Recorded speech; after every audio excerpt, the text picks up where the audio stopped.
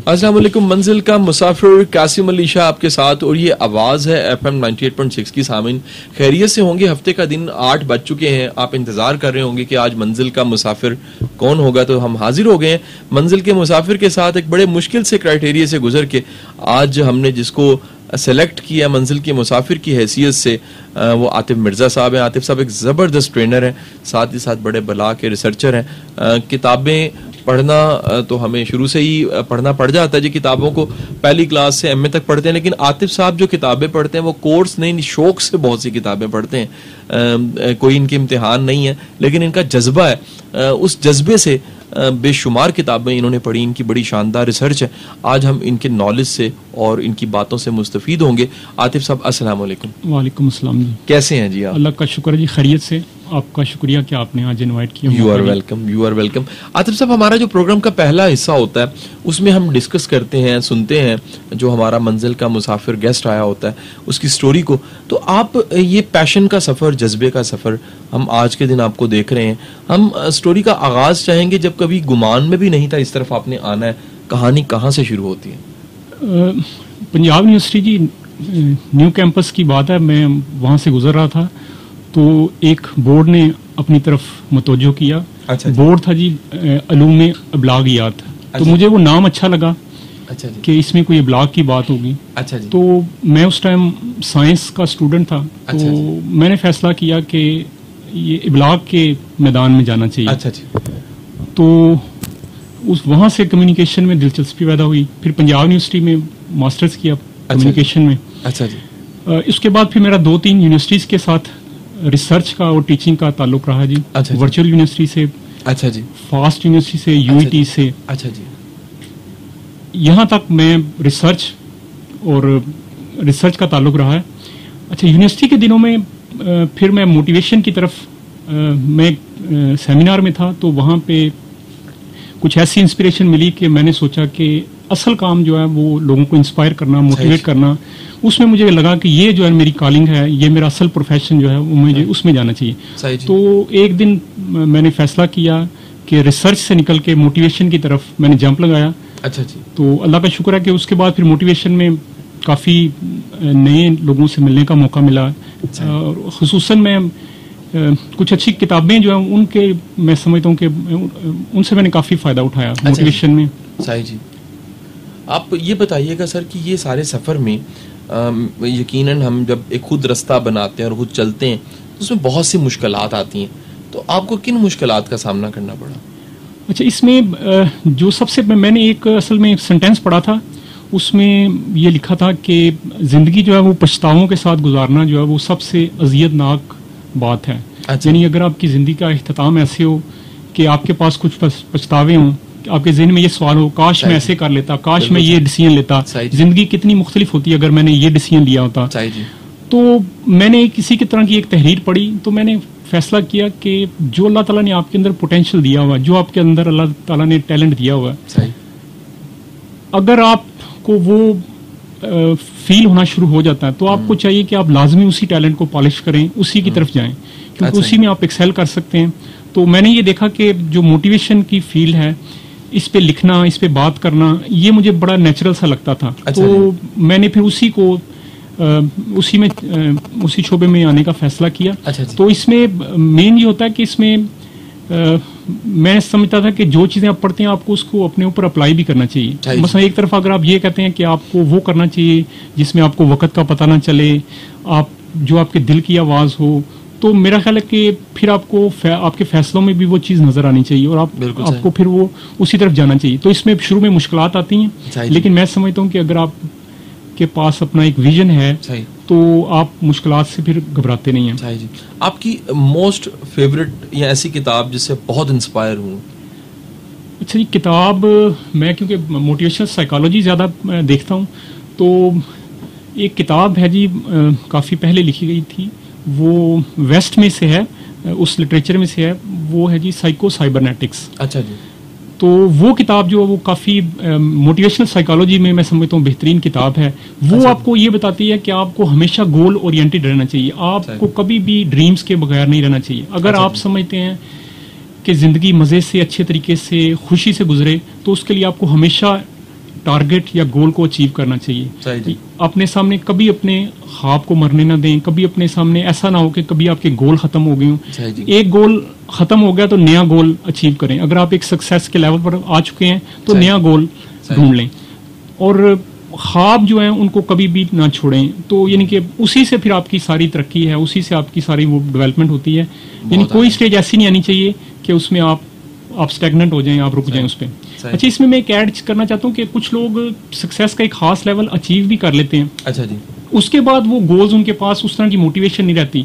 हमारे यहाँ ये भी अलमिया है कि आप अगर एक लेवल तक सक्सेस अचीव कर लेते हैं, उसके बाद भी आपको एक्साइटेड रहना चाहिए। यानी आप अगर आप टीचर हैं तो आप कह लें कि बेस्ट अभी आपका बाकी है, आपने जो बेस्ट लेक्चर देना है अभी वो बाकी है। अगर आप शायर हैं तो आपकी बेस्ट शायरी अभी आने वाली है। क्या बात है। अगर आप आर्किटेक्ट हैं तो आपकी बेस्ट इमारत अभी बननी है। बहुत आला। तो मैं ये समझता हूँ कि आप कॉलम लिखते हैं, आप बुक लिखते हैं, आप रिसर्चर हैं, आप बिजनेस में हैं, सही जी, आपका बेस्ट प्रोडक्ट अभी आना बाकी है। तो हमेशा जो है आप इसी पे फोकस करें कि बेस्ट अभी बाकी है। तो ये चीज आपको मोटिवेटेड रखती है। और मैं चाहूंगा दूसरे सेगमेंट पे भी हम इसके बाद बात करें कि वो लोग जो डीमोटिवेटेड हो जाते हैं, जिनके पास ख्वाब नहीं रहते, उनको कैसे अपने ख्वाबों को दोबारा वापस लेना चाहिए और उनके साथ जिंदगी गुजारनी चाहिए। मतलब सब ये आप देखते हैं कि हमारे ये सब चीज़ें मोटिवेशन के हवाले से और बिलखसूस जो उनसे है वो मोटिवेशनल साइकोलॉजी के हवाले से निसाब में कुछ नहीं है। ये बड़ा अलमिया है कि उसमें निसाबी किताबों में आपको टेक्निकल्स या प्रोफेशनल चीज़ें तो बता दी जाती हैं। मतलब मैं जर्नलिज्म को बड़े अच्छे तरीके से जानता हूँ, तो मैं उसकी आपको एग्जांपल देता हूँ कि आपको जर्नलिज्म का बता दिया जाएगा कि खबर कैसे बनानी है, कैमरा कैसे इस्तेमाल करना है, लेकिन जिस एनवायरनमेंट में आपने काम करना है उसके बारे में आपको गाइड नहीं किया जाता कि आपने टीम वर्क कैसे करना है, आपका लीडरशिप का रोल आपका क्या होगा, आपको पॉजिटिव एटीट्यूड कैसे रखना पड़ेगा। तो आपकी बात बिल्कुल 100% ठीक है कि खाली जो है टेक्निकल स्किल्स के साथ आपका गुजारा नहीं होता जब तक आपको ये सॉफ्ट स्किल्स जो हैं, आपका एटीट्यूड क्या है, आपका विजन क्या है, आप काम करने में कैसे हैं, आप लोगों के साथ चलने में कैसे हैं, तो ये चीज़ें नहीं सिखाई जाती। तो मैं समझता हूँ कि कुछ लोग अभी इस पे काम कर रहे हैं कि यूनिवर्सिटियों को ज़्यादा इस मामले में आगाह किया जाए कि स्टूडेंट्स जो हैं वो बुरी तरह नाकाम होते हैं, चाहे उनकी टॉप पोजीशन भी है, लेकिन अगर उनके पास इस तरह की स्किल्स नहीं है, सॉफ्ट स्किल्स, तो वो नाकामी की तरफ जाएंगे। जी। और मैं समझता दुनिया में आप मलेशिया उठा लें, यूरोप के कंट्रीज उठा लें, वहाँ पे यूनिवर्सिटीज में अब ये रियलाइज कर लिया है। वहाँ पे आपको सॉफ्ट स्किल्स और ये जो एटीट्यूड के हवाले से चीजें ये लाजमी सिखाई जाती हैं, क्योंकि इसके बगैर आप एक्सेल नहीं कर पाते। बिल्कुल सही जी। आतिफ साहब, आप माशाल्लाह एक बड़े मेहनती इंसान है और बड़ा आपका अच्छा टेम्पो होगा। ये सवाल तो बड़ा ओल्ड सा लगता है, लेकिन मैं इसलिए पूछना चाहता हूँ कि हमारे जो सामीन है उनको मोटिवेशन मिल जाएगी। आपका मुताला जो उनसा वो कितने घंटे है? अच्छा, ये हर टाइम मुताला वैसे तो हो रहा रहता है लोगों के साथ बैठते हुए, लेकिन मेरा ख्याल है कि 1.5-2 घंटे तो लाजमी आपको देने चाहिए डेली। किसी टाइम निकालना चाहिए, मॉर्निंग में या तो उसके बगैर वो मज़ा नहीं आता। यानी कि आपको अपने आप को अपडेट रखना चाहिए। आपको ऐसे दोस्तों में बैठना चाहिए जो आपको नई किताबों के बारे में बताएं, नई इन्फॉर्मेशन के बारे में बताएं, और फिर एक अहम बात कि उसको यूज़ भी करते रहना चाहिए, उसको डिलीवर करते रहना चाहिए। जो आप सीखें कोई ऐसी सर्कल ढूंढ लें जहाँ पे आप उन चीज़ों को फैला सकें, बता सकें। तो यानी कि डिलीवरी का जो पॉइंट है साथ साथ कि आप उसको डिलीवर भी करते रहें जो आप सीखते हैं। तो ये दोनों चीज़ें साथ साथ चलती रहनी। अच्छा सर, आप यकीनन जो उनसे जो किताबें पढ़ने वाला बंदा है वो अपनी ज़ाती लाइब्रेरी को बड़ा मेंटेन्ड रखता है। आप ज़माना आ गया ई लाइब्रेरी का। जी। तो आपका इस तरफ रुझान है जी? असल में काफ़ी इसमें आता है कि किताब शायद अपनी अहमियत खो दे, लेकिन हमें चाहिए कि इंटरनेट से भी इस्तेफादा हासिल करें। उसकी एक अपनी दुनिया है, लेकिन जो किताब का एक ताल्लुक है वो मैं समझता हूँ बड़ा ही एक डिफरेंट ताल्लुक है। क्योंकि किताब जो है, जो अच्छी किताब होती है वो एक दफ़ा पढ़ने वाली नहीं होती। आप उसको दोबारा पढ़ते हैं, फिर आप जब उसके पास से गुजरते हैं तो कई चीज़ें आपको रिमाइंड वो करवाती है। तो किताब असल में मैं समझता हूँ कि उसका अफादियत वो एक दफ़ा नहीं होती कि आपने एक दफ़ा उसको पढ़ लिया। तो ये चीज़ जो है वो हमारे साइबर की जो दुनिया है, जो हमारे इंटरनेट की दुनिया, उसमें ये नहीं है। उसमें थोड़ा सा मिजाज मुख्तलिफ है। उसमें आपको जो अपडेट रहने वाली चीज़ें हैं आपको उसमें से वो मिल जाएंगी। आपको ये पता चल जाएगा कौन सी रिसर्च नहीं आ रही है, कौन सी किताब नहीं आ रही है, कौन सी रिकमेंड हो रही है किताब, यूनिवर्सिटियाँ किस किताब को अहमियत दे रही हैं, ऑथर्स किस कौन सी किताबें बेस्ट सेलर जा रही हैं। लेकिन इसके बाद आपको मैं समझता हूँ कि अपनी छोटी सी लाइब्रेरी डेवलप करनी चाहिए, या ऐसे लोगों से आप फ़ायदा उठाएं जिनके पास कोई लाइब्रेरी है, आप उनके साथ एसोसिएट हों और उससे फ़ायदा ज़रूर उठाएं। बहुत आला जी। सामिन, प्रोग्राम आप सुन रहे हैं मंजिल का मुसाफिर, और कासिम अली शाह आपके साथ है। आज मंजिल के मुसाफिर आतिफ मिर्ज़ा साहब हैं, जिनकी बड़ी कमाल की टॉक, कमाल की गुफ्तगू, और ऐसी गुफ्तगू जो मैं समझता हूँ कि यूथ को और वो लोग जो यूथ को गाइड कर रहे हैं उनको ज़रूर सुननी चाहिए। आप हमारे साथ रहिएगा, गाना सुनते हैं और वापस आते हैं और बातों का सिलसिला फिर आगे बढ़ाते हैं। ठीक है। अच्छा, वो टॉपिक से मेरा ख्याल है कीप ड्रीमिंग कि एक ते में कवर कर ला बेस्ट कि अपने आप को स्ट्रेच कर दे रहे हो, डोंट सेटल फॉर लेस। इनके पॉइंट बेसिक वाकई मेरे को ऐसा एक्सपेक्टेशन अच्छा होगा। ठीक, वेलकम बैक सामिन, मंजिल का मुसाफिर कासिम अली शाह आपके साथ, और ये आवाज़ है FM 98.6 की। सामिन, आज आतिफ मिर्ज़ा साहब हमारे साथ हैं। आतिफ साहब एक कमाल के जो उनसे रिसर्चर हैं, किताबें पढ़ते हैं, बड़ी मेहनत करके रिसर्च करके आप तक, मुझ तक अपना इल्म और नॉलेज बताते हैं, शेयर करते हैं। आतिफ साहब, ये बताइएगा कि आप जो बेस्ट किताबें हैं उनसे आपके क्रक्स हैं कि इंसान को ड्रीमर होना चाहिए, ख्वाब देखना चाहिए। इस हवाले से हमें क्या बताएंगे कि इंसान को ख्वाब कैसे देखने चाहिए, उसका जवाब कैसे तलाश करना चाहिए, और ख्वाबों के देखने के फ़ायदे क्या हैं? अच्छा, इसमें यह है कि जब आप ख्वाब देखते हैं तो आपके पास एक विजन आपके सामने रहता है कि मैं ऐसा बनने जा रहा हूँ, मैं ऐसा बन सकता हूँ। जैसे ही आप समझिए ख्वाब ख़त्म हो गए तो आप एक एवरेज ज़िंदगी के लिए आप एक दफ़ा कर लेते हैं। तो मैं समझता हूँ कि अल्लाह ताला ने आपको एवरेज ज़िंदगी के लिए बिल्कुल पैदा नहीं किया, आपको एक शानदार ज़िंदगी के लिए पैदा किया है। तो उसमें ये होता ही है कि आमतौर पे जब हमें 2-3 तरफ से कोई सेटबैक मिलता है, कोई डिसअपॉइंटमेंट मिलती है, कोई मायूसी मिलती है, तो ज़्यादातर लोग जो होते हैं वो ख्वाबों को एक शेल्फ में रख देते हैं, फिर उन पर मट्टी पड़ती रहती है। होना ये चाहिए कि आप पॉजिटिव रहें, डिटरमेंट रहें, दोबारा उठें, दोबारा अपने ख्वाब को उसको फॉलो करना शुरू कर दें। तो अच्छा, अगर एक ख्वाब पूरा नहीं हो रहा या आप उसको पूरा कर चुके हैं तो नए ख्वाब की तलाश में चले जाएं, और ख्वाब को कभी भी मरने ना दें। आपको उसके लिए कुछ चीज़ें होती हैं जो मैं समझता हूँ कि ज़रूरी हैं, कि जो ख्वाब की हिफाजत के लिए, जो ख्वाबों को परवान चढ़ाने के लिए। और इसमें मैं समझता हूँ कि आप ख्वाब को अगर कहीं, असल में आपकी ज़िंदगी के साथ आपकी एक्सपेक्टेशन है। हमारी ज़िंदगी के साथ एक्सपेक्टेशन जो है वो हमारा माहौल क्योंकि नेगेटिव होता है, तो हमारी ज़िंदगी के साथ एक्सपेक्टेशन जो है वो असल में पॉजिटिव नहीं रहती। मसल मैं इसकी मिसाल देता हूँ कि मैं अभी कुछ दिन पहले एक देख रहा था, एक गुजरते हुए लाहौर में एक जगह लिखा हुआ था कि यहाँ पे महाना पैकेज है बीमारी का। उसमें यह है कि आप मेडिकल स्टोर के बाहर, एक क्लिनिक के बाहर, तो वो ये है कि अगर आप उनके साथ मंथली तय कर लें तो आपकी पूरे माह की जो बीमारी है उनको वो देखेंगे। तो इसका मतलब है जो जिस बंदे की सोच ऐसी नेगेटिव है वो आपके ख्याल में महीने के पूरे 30 दिन ठीक नहीं रहेगा, क्योंकि उसने प्लानिंग की हुई है फेलियर के लिए, उसने डिफीट के लिए प्लानिंग की हुई है। तो मसलन मैं इसके लिए एक मिसाल शेयर करता हूँ कि जिस घर में नए मेहमान की आमद की इतला मिलती है तो देखें वो डॉक्टर की रिपोर्ट आ जाती है, तो उसके बाद तैयारियां शुरू हो जाती हैं। वो कपड़े भी सिल रहे हैं, तैयारी भी हो रही है। अच्छा, जो लोग एक्सपेक्ट करते हैं जिंदगी में अच्छा होने जा रहा है, हैप्पीनेस आ रही है, खुशी आ रही है, हमारी कोई सिग्निफिकेंट इंशाल्लाह वैल्यू बनने जा रही है, उनकी बातें आप फिर सुने, वो ऐसी लगती हैं कि वो प्लान कर रहे हैं, वो तैयारी कर रहे हैं, उनके साथ कुछ अच्छा होने जा रहा है। लेकिन आप, मैं समझता हूँ किसी को आम शख्स को उठाएं तो आप उसकी गुफ्तगू से बता सकेंगे कि वो किस चीज़ की प्लानिंग कर रहा है। तो कम अज कम आपकी गुफ्तगू जो है वो ऐसी होनी चाहिए जिससे पता चले कि ये कुछ खास इसके साथ होने जा रहा है। बिल्कुल सही। आप कम अज कम एक्टिंग ऐसी करें कि आपके साथ कुछ खास होने जा रहा है। तो मेरा ख्याल है कि जो एक्सपेक्टेशन है, जिंदगी हमारी एक्सपेक्टेशंस को फॉलो करती है, मैंने जो अभी तक साइकोलॉजी में देखा है। तो अगर आपकी एक्सपेक्टेशंस अच्छी हैं तो ज्यादा चांस है कि वो आप उनको पूरा कर लेंगे। लेकिन इसमें सिर्फ होता ही है कि 1-2 दफा जब आपको धचका लगता है तो आप ख्वाबों से तायब होते हैं और वापस एक एवरेज जिंदगी पर कनात करने लग जाते हैं। सही सही।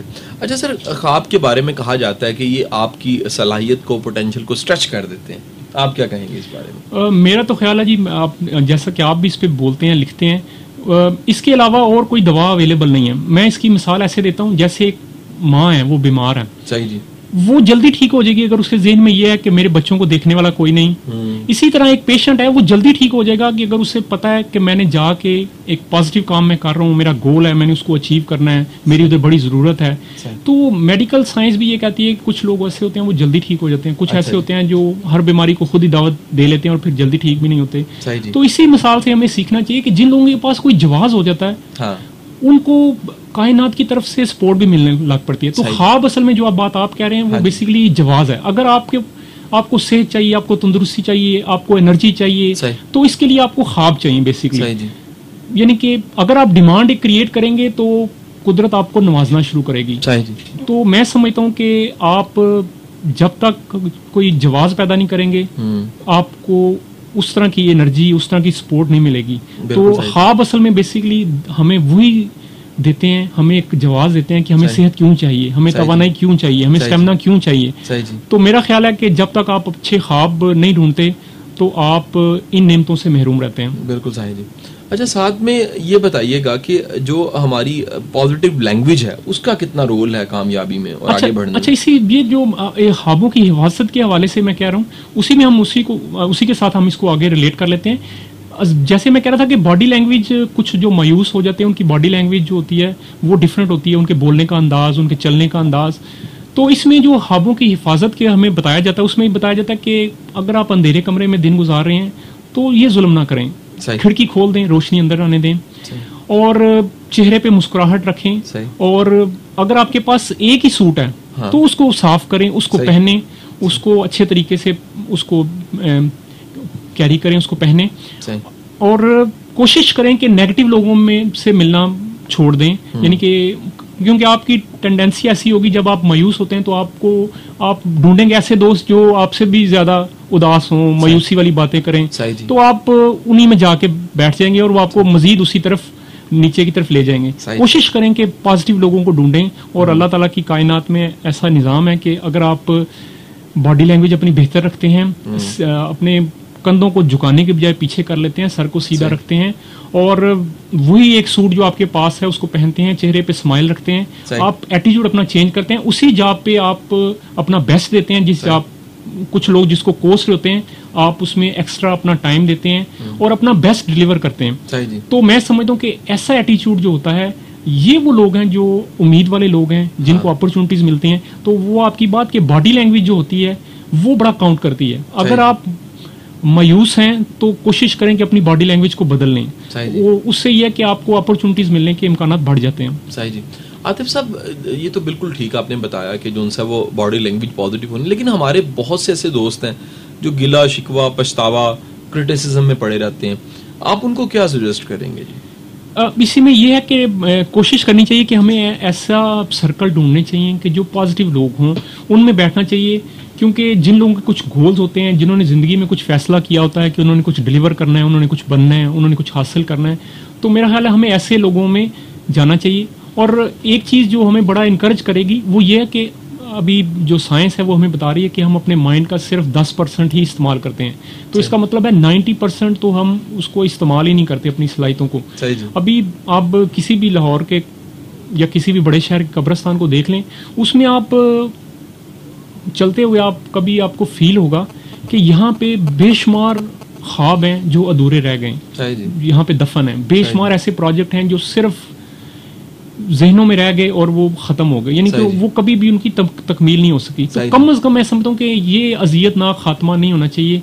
आपके पास जो प्रोडक्ट थी, आपके पास जो आइडिया था, आपके पास जो ड्रीम था, उस पर कुछ ना कुछ आपने किया हो। और इसमें मैं एक बड़ी पॉजिटिव बात को यहाँ पे कोट करूंगा। एक दानिश्वर का मैं पढ़ रहा था, उसने कहा था कि मैं समझता हूँ कि बड़ा एम रखना और फिर उसमें नाकाम रह जाना बेहतर है, बजाय इसके कि आपका एम छोटा हो, गोल छोटा हो और आप उसको हासिल कर लें। सही जी। तो मेरा ख्याल है कि हमें ऐसी जिंदगी के इख्तिताम की तैयारी नहीं करनी चाहिए जो पछतावों पे ख़त्म हो, जिसमें ये हो कि काश मैं ये कर लेता, काश अगर ये किया होता तो जिंदगी मुख्तलिफ होती। तो ये काश हमें कोशिश करनी चाहिए, इनको अमली जामा यही पहनाते रहें, अपने आइडियाज को देखते रहें, अपने आप को स्ट्रेच करते रहें, रिस्क लेते रहें और उसमें कोशिश करते रहें। यानी पछतावा जो उनसा बहुत बुरी चीज है, मेरा ख्याल के वो उससे एनर्जी ड्रेन होती है, एनर्जी ड्रेन होती है जी।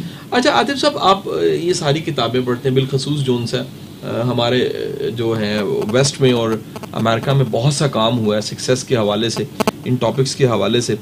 मैं ये पूछना चाहूँगा कि यहाँ पर कितनी किताबें हैं जो ओरिजिनल लिखी गई हैं, तर्जमा नहीं है, सक्सेस के मौजू पे आपने यकीनन वो भी देखी होंगी, वो कितनी हैं और किस किस की हैं, आप नाम कोड कर सकते हैं? अच्छा, इसमें जो अभी क्योंकि मैं देखता रहता हूँ बेस्ट सेलर्स बुक्स जो हैं दुनिया में, जो बेस्ट सेलर लिटरेचर इस टाइम है वो सेल्फ हेल्प का लिटरेचर है, जो उम्मीद देता है, जो लोगों को बीमारी से लड़ना सिखाता है, जो लोगों को फाइनेंशियली बेहतर होना सिखाता है, जो लोगों को मायूसी से निकालता है। तो दुनिया में कासिम साहब आप भी जानते हैं कि दुनिया में जो बेस्ट सेलर लिटरेचर है वो सेल्फ हेल्प का लिटरेचर है। अच्छा, अब यहाँ भी ट्रेंड आया है कि दुनिया में जब ये चीज़ पॉपुलर है तो यहाँ भी किताबें, लोग सेल्फ हेल्प की बात शुरू हुई है, लेकिन यहाँ पे तर्जमा जब करने का ट्रेंड चला है, लेकिन ज़्यादा तर्जमा जो ना वो गैर मेयारी है।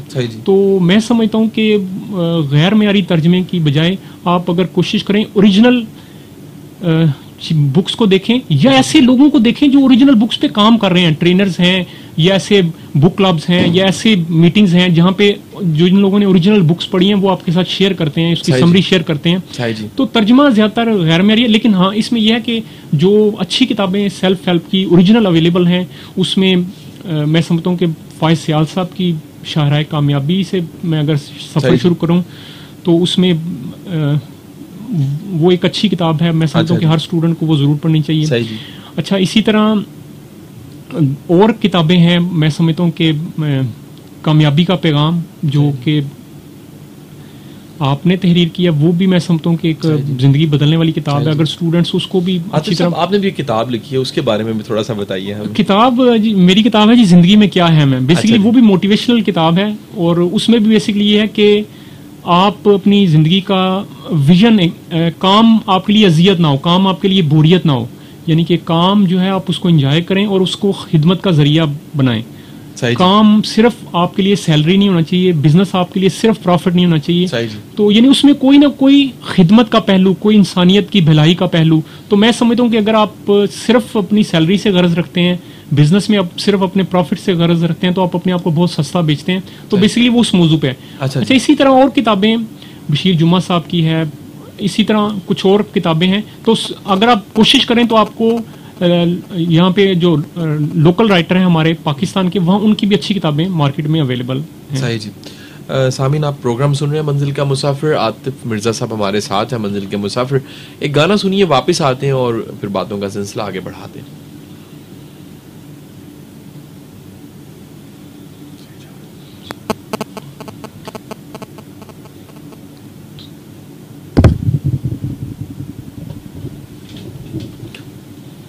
वेलकम बैक सामिन, मंजिल का मुसाफिर कासिम अली शाह आपके साथ, और ये आवाज़ FM 98.6 की है। सामिन, आज मंजिल के मुसाफिर आतिफ मिर्ज़ा साहब है।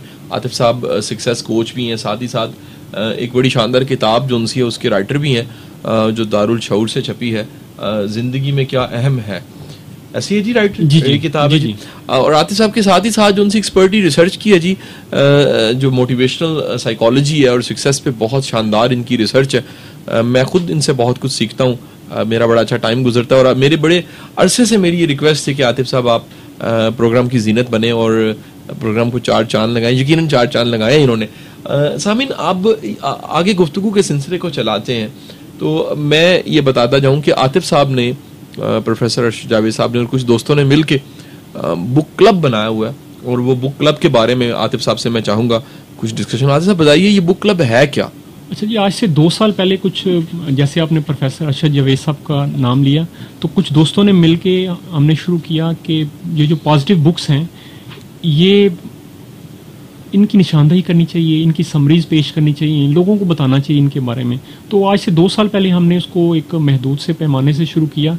उसमें हमने हर माह उसमें हम 2 किताबें या 1 किताब, हम कोई अच्छी पॉजिटिव सेल्फ हेल्प की किताब हम सिलेक्ट करते हैं। हर महीने में एक किताब होती है? हर महीने में अब हम हर माह 1 किताब सिलेक्ट करते हैं। किस जगह होता है जी? अच्छा, ये अब जी पार्क टी हाउस में हो रहा है, माल रोड पे। उसमें हम हर माह एक इस तरह की एक और कौन सा दिन होता है सर?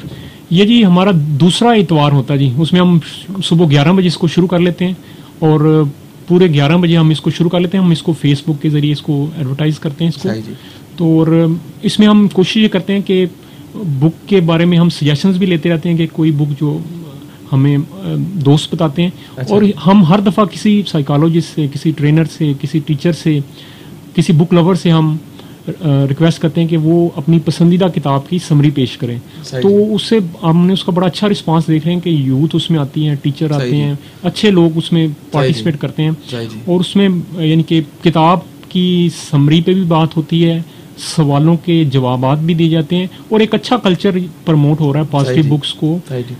और ये सामीन आपने जरूर नोट कर लेना कि हर महीने की दूसरी इतवार सुबह 11 बजे पार्क टी हाउस में ये सेटिंग होती है जिसमें जो कामयाबी के मौजू पे किताबें उनकी समरी पेश की जाती है और आतिफ साहब, अरशद जावेद साहब और बाकी दोस्त अहबाब, शकील साहब ये बड़ा एक पॉजिटिव काम कर रहे हैं। मैं समझता हूँ पाकिस्तान में और बिलखसूस लाहौर के नौजवानों को इसकी बहुत ज़रूरत है। अगर आप सुन रहे हैं तो अगले महीने की जो दूसरी इतवार होएगी उसको ज़रूर बस ज़रूर आपने अब आइएगा। ये फ्री एक्टिविटी है, बल्कि हम चाय पेश करते हैं आज साहब। मैंने बड़ा एंजॉय किया, साथ ही साथ अच्छी गुफ्तगू और साथ ही साथ चाय। नहीं, इसमें चाय भी होती है और इसमें यानी कि एक अच्छा माहौल होता है, चाह भी होती है, चाह भी होती है उसमें। जबरदस्त। अच्छा आतिफ साहब, आप ये बताइए कि आप क्या देखते हैं अगले 5 साल बाद, आपका भी कोई विजन और गोल्स होंगे? अच्छा, मैं तो यानी कि अपना एक मेरा जो एरिया है बेसिकली वो पर्सनल डेवलपमेंट का एरिया है, उस पर मैं यानी कि काम करता हूँ। उस पर यानी कि जैसे आपने कहा कि उसी पे पढ़ना, उसी पे बोलना और मोटिवेशनल एक्टिविटीज़ हैं, सेमिनार्स, लेक्चर्स, उसी पे बेसिकली होता है। तो मेरा अपना ये ख्याल है कि जैसे अभी मैंने एक किताब लिखी है मीनिंगफुल वर्क पे, कि लोग अपने काम को जिस तरह वो हमारा कंसेप्ट था कि इबादत हो, उसी तरह मोटिवेशनल साइकोलॉजी हमें ये कह रही है कि आपका काम सिर्फ काम नहीं होना चाहिए, बल्कि उसमें इस तरह का एक पहलू होना चाहिए, खिदमत वाला, सर्विस वाला।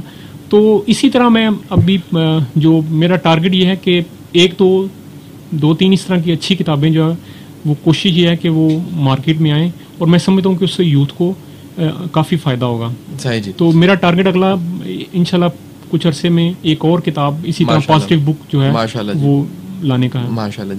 अच्छा आतिफ साहब, इन चीज़ों को आप अपने बच्चों पे अप्लाई करते हैं? क्योंकि बड़ा मुश्किल काम होता है, प्रोफेसर, टीचर, कोच सोसाइटी के लिए बहुत कुछ कर रहा होता है, तो बच्चों के साथ आपका कैसा एक्सपीरियंस रहता है? ये मैं समझता हूँ कि जी हम पेरेंटिंग पे हमारी कोई ख़ास ट्रेनिंग नहीं होती, लेकिन ये अच्छा लिटरेचर इस हवाले से बड़ा फ़ायदेमंद है कि आप इसमें आपको बड़ी ऐसी चीज़ें मिलती हैं जो आप बीइंग ए पेरेंट आप उसको इस्तेमाल कर सकते हैं बच्चों के लिए। सही। आप उनको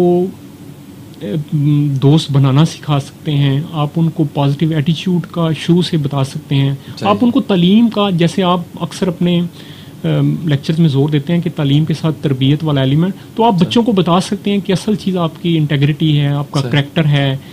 और जैसे अभी आप बात करते हैं कि ग्रेड्स अहम नहीं है, क्योंकि अगर आप तालीमी इदारों पे छोड़ देंगे कि वो बच्चों को सारा देखें, उनको विजन दें ज़िंदगी के बारे में, तो अनफॉर्चुनेटली वो ऐसा नहीं करेंगे। ये पेरेंट्स का काम है कि वो इन चीज़ों को बच्चों को बताएं कि असल कामयाबी क्या है, ज़िंदगी में ये चीज़ें कितनी अहम है, आपका करैक्टर कितना अहम है, आप कोई अच्छी लेगेसी छोड़ के जा रहे हैं, ये कितना अहम है। तो स्कूल जो है वो बेसिकली आपको सिर्फ टेक्निकल हद तक तैयार करते हैं, बाकी जो चीज़ें हैं कि आपने ज़िंदगी के बारे में उनके एक अच्छा विजन देना है, उनको खुश रहना सिखाना है, हर तरह के हालात में उनका मुकाबला करना सिखाना है। तो मैं समझता हूँ कि ये पेरेंटिंग में ये चीज़ें आती हैं और हम खुशकिस्मत हैं कि लाहौर में ऐसी अपॉर्चुनिटीज़ और बड़े शहरों में ऐसी मौजूद हैं कि अगर आप एक अच्छी माँ, एक अच्छे वालिद पढ़ना चाहते हैं, तो अगर आप फैसला कर लें तो मैं यकीन से कह सकता हूँ कि ऐसी अपॉर्चुनिटीज़ मौजूद हैं, ऐसी किताबें मौजूद हैं जो आपको शानदार किस्म का वालिद और वालदा बना सकती हैं। बहुत आला जी। आज सबको मैसेज देना चाहें हमारे सामीन को?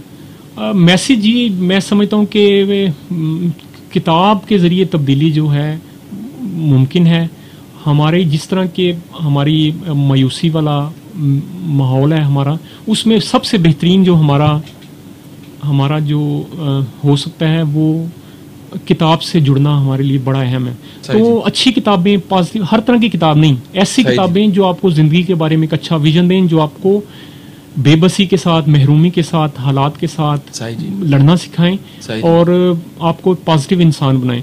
तो मैं समझता हूँ कि आप कोशिश करें आज से कि आप अच्छी किताब ढूंढेंगे, सही नहीं। उसको पढ़ेंगे, उसको शेयर करेंगे, उसको आगे फैलाएंगे, तो किताब को अगर आप उसके साथ इस तरह के ताल्लुक बना लें तो आपको अगली किताब भी मिलेगी, आपको अगला दोस्त भी मिलेगा, आपको अगला रहनुमा भी मिलेगा।